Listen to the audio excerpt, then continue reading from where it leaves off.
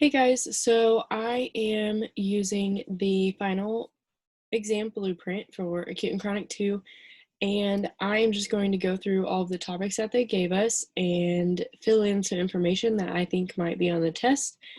This is how I study, and it helps me to teach it, so I decided I might as well video it so it might help someone else.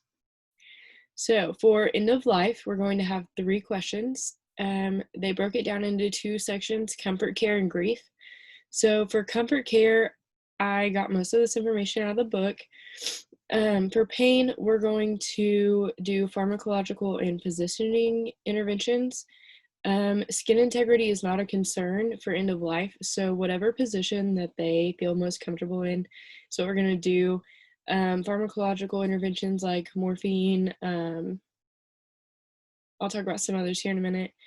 And then for thirst, we're going to provide drinks as they want them. They won't want much because they are dying, but aspiration is not a major concern. Of course, we would like to prevent that because it's not pleasant, but if they were previously on swallow precautions or whatever, those are not being followed anymore.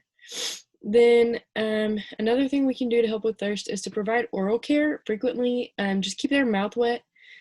It just makes them feel more comfortable. Dyspnea is the biggest discomfort of dying people. So when we're evaluating this, it's better to have verbal communication about it, but oftentimes they are unable to communicate verbally. So the people who made this scale, it's called the RDOS scale. It's in your book in the end of life chapter, but it is accurate on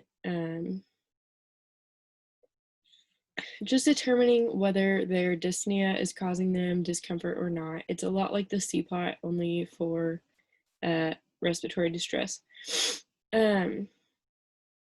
Another thing we can do to prevent discomfort related to dyspnea, when we're removing them from mechanical ventilation, it's a good idea to double or even triple the dosage of the current sedatives and pain meds that they are on to reduce the discomfort with that process.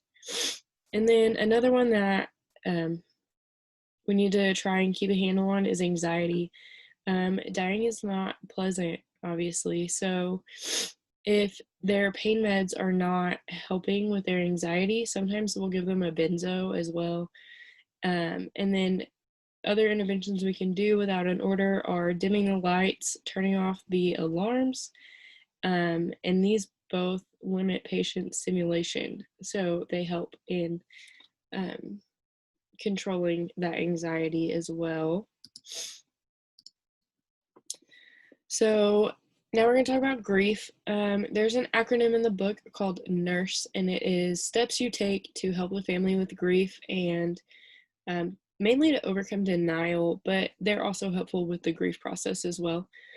The N stands for name the emotion. So while you're talking with the family, encourage them through your conversation to name the emotion that they are feeling, because with recognition comes the ability to begin coping with that emotion. U stands for understanding the emotion. So through your conversation, just let them know that you understand the emotions that they're having, and that, R is respect the person. So you're going to respect the person by understanding their emotion that they're having, and then S is supporting. You're going to provide support to these people, the family members, the patient. And for E, it means explore possibilities. So especially when they're in denial, using this little format, at the end, you can explore different possibilities of care for their family member, and you can explore possibilities on how to cope with their grief, things like that. And that's about all I have for the first section. For myocardial infarction, the next question, or the next section, there will be 4 questions on the test. They broke it up into stable versus unstable and nursing care. So stable angina occurs predictably on exertion and is usually due to plaque buildup in the coronary arteries. Unstable angina. It occurs often, it's not predictable, and it causes these people to limit their activity levels. So moving on to nursing care. For a non-STEMI myocardial infarction, we're going to admit them to the hospital. We're going to have serial EKGs and cardiac enzymes. I think it's like every 4 to 6 hours. The RT will come do an EKG and the lab will come draw labs. They will be admitted for at least 24 hours on observation. If they're still having symptoms, they will be fully admitted to the hospital, and we try to keep them for 48 hours at that point. They're going to be on telemetry and getting analgesics like morphine.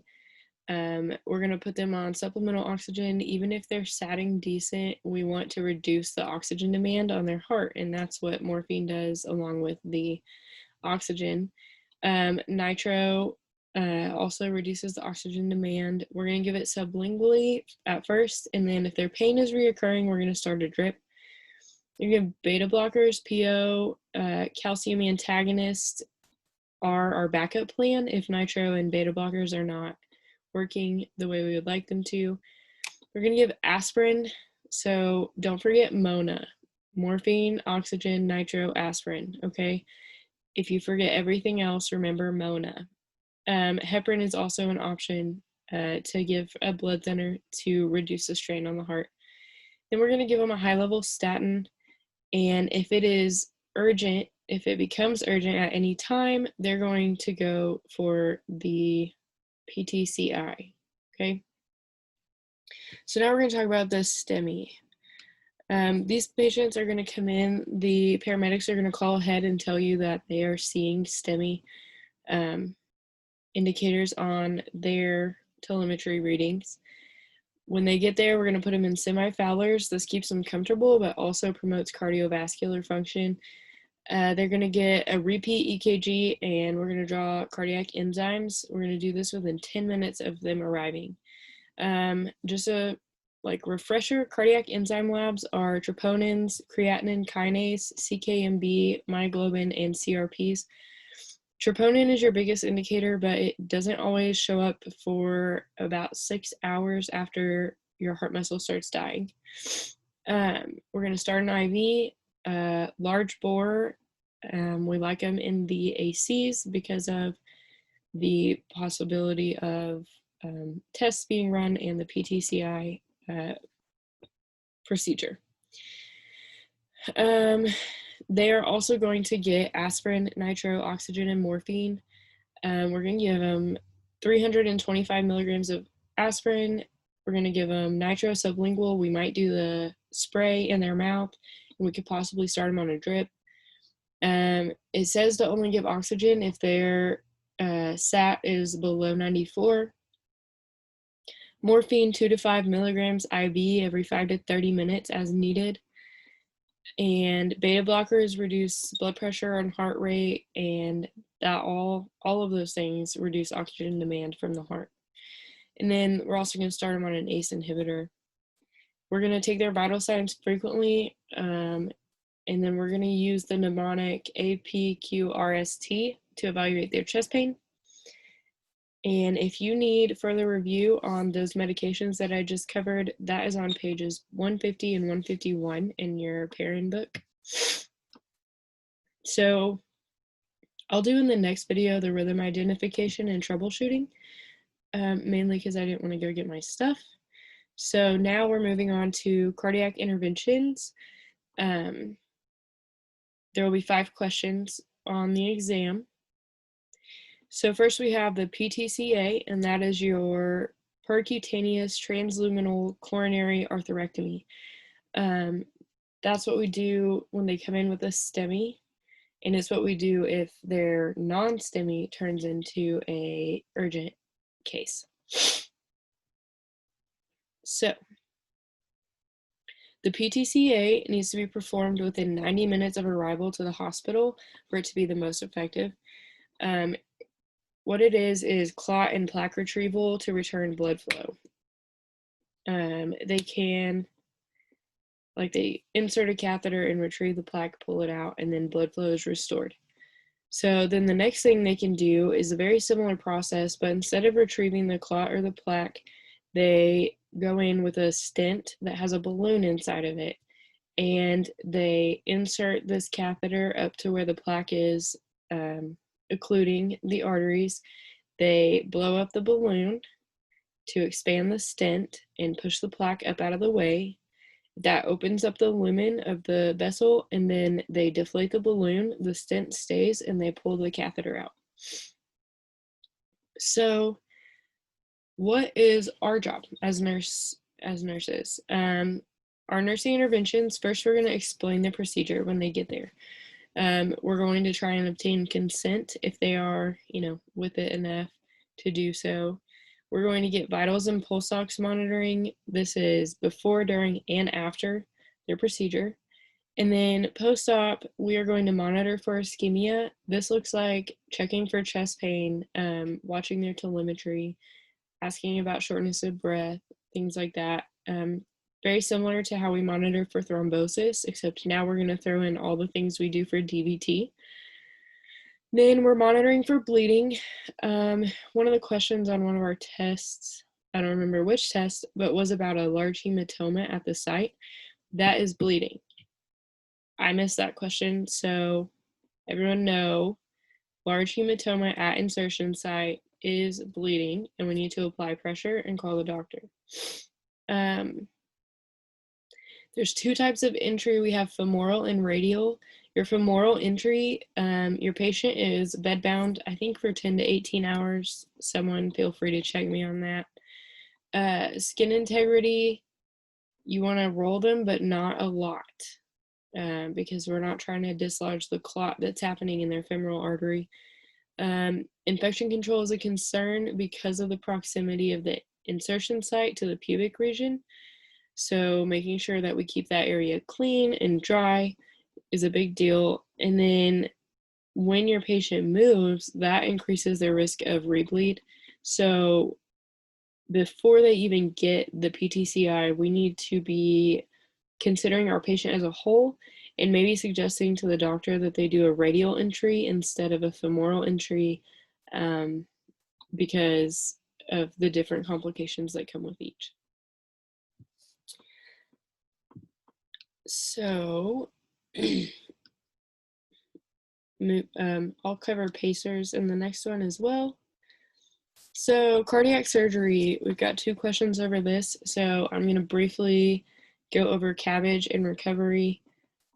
So indications for CABG is if they had failed PTCI, greater than 70% stenosis of 3 major coronary arteries, greater than 50% of left main artery stenosis, mild to moderate left ventricular dysfunction, or multivessel coronary artery disease in conjunction with diabetes mellitus. So as nurses, we're responsible for the following things. Pre-op, we're going to educate our patients. We need to tell them that they're going to get an endotracheal tube. We're going to teach them about the spirometer and how that's going to help them recover. Sternal precautions, the fingertip rule, clutching the pillow when you cough and sit up. Because of the wires, we don't want to dislodge them. Communication, we need to tell them that after surgery, they probably will not be able to communicate for a while. We need to prepare the patient and the family member. And then we need to prepare the family member for patient appearance. So during the surgery, they are cooled down and then re-warmed for safety purposes. And so because of this, they will appear pale, cool, and edematous, just because of the slowing of all the processes of the body. And we need to prepare the family for that. They're not going to look super great when they come out of surgery. Intraoperative, they will get heparin. They will get a mediastinal incision, typically. And I just talked about the cooling and the rewarming. And then post-op, we're responsible to make sure they are hooked up to their tele. All of their pressure monitoring devices are going to be set up and leveled, and make sure that we get a blood pressure cuff on them to compare the arterial line readings. Then we're going to make sure they're on oxygen after they get their ETT tube removed. We're going to check their peripheral pulses and their cap refill, monitor their chest tubes drainage and urine output every hour, glucose checks. I think it's every hour for a while, and then we don't do it anymore. And then we're going to get ABGs, H&H, and coagulation profiles frequently through their, I think it's like first 16 hours of recovery. So now we're going to talk about heart failure. Heart failure will be 6 questions on our test. They split it up into chronic versus acute, right versus left, and pulmonary edema. So for chronic versus acute, chronic heart failure develops over time, usually in response to other comorbidities such as COPD, diabetes mellitus, acute coronary syndrome, and any other disease process that puts strain on the heart. And acute heart failure typically follows a myocardial infarction. So we have our right versus left. Right-sided heart failure results in edema to the extremities because the right ventricle is not sufficiently pumping blood, so it's not pulling it from the body. So that blood is backing up into the body, causing extremities to become swollen. And left-sided is pulmonary edema is the result, and that's because the left ventricle is not pulling that blood out of the lungs. It's backing up into the lungs and causing crackles and things. Okay, so now I'm going to tell you some interventions that we do with these patients.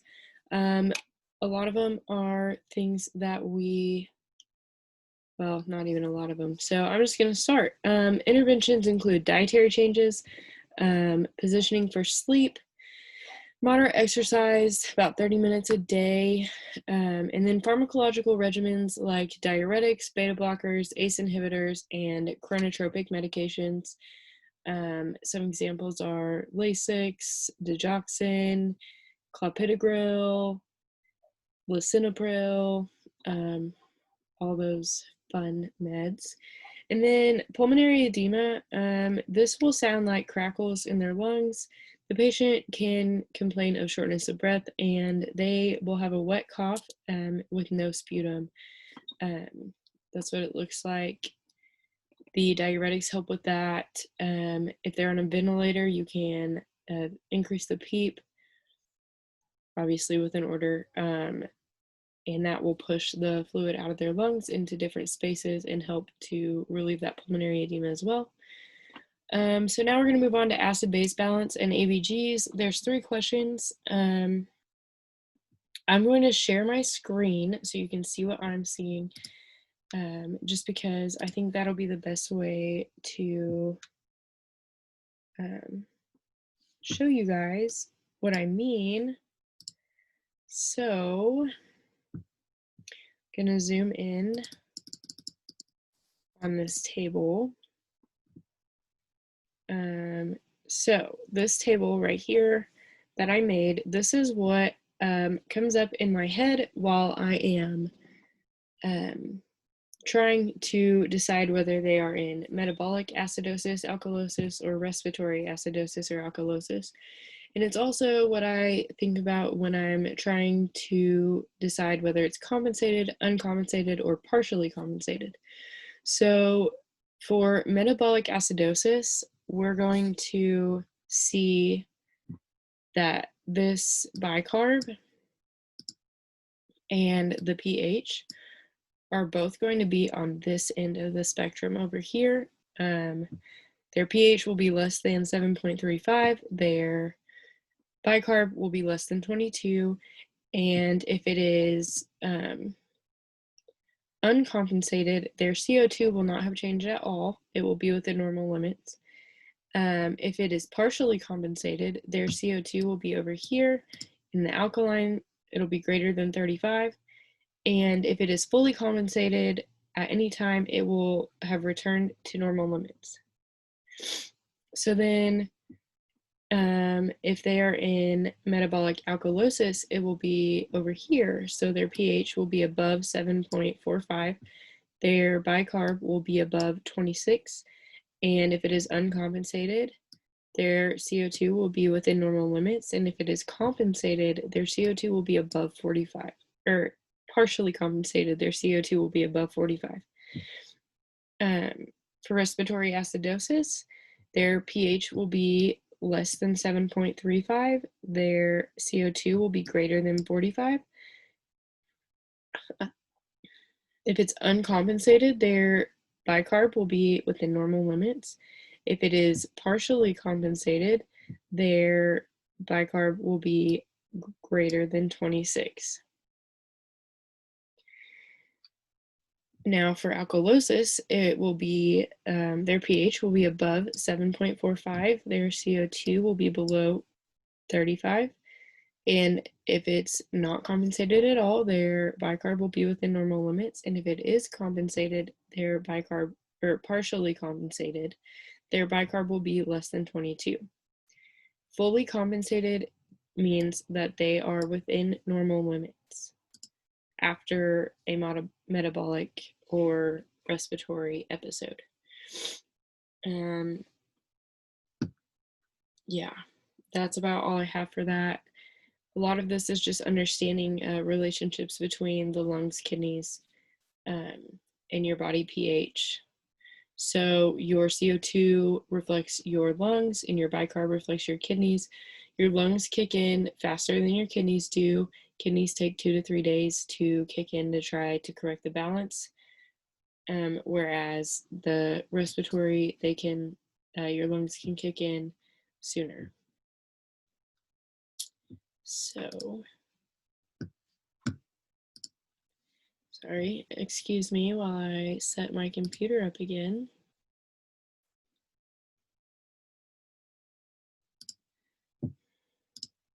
Okay, so that, I don't even know why I set my computer up again. That is all I have for you for this video.